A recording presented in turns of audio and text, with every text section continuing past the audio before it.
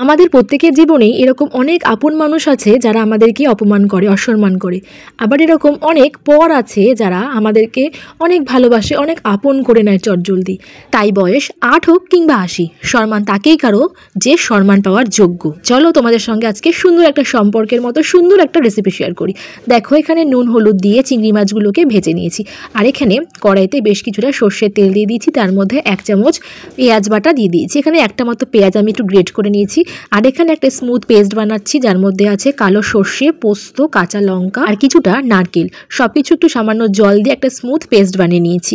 আর এবার দিয়ে দিলাম ওই পেঁয়াজ বাটাটার মধ্যে, দিয়ে খুব ভালো করে নাড়াচাড়া করে নেব। সঙ্গে একটু সামান্য মশলা ধোয়া জলও অ্যাড করেছি।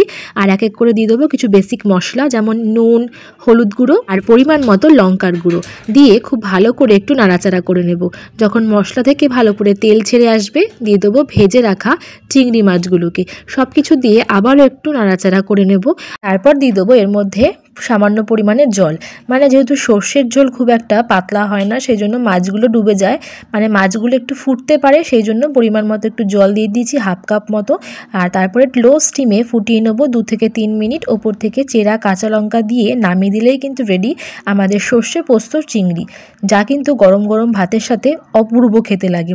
দেখো, আমি সার্ভ করেছিলাম গরম ভাত, ছিল মাছ ভাজা, আর ছিল কিন্তু এই সর্ষে পোস্ত চিংড়ি। এই ছিল কিন্তু আমাদের লাঞ্চের মেনু। তোমাদের কেমন লাগলো অবশ্যই জানিও। তো চলো, টাটা।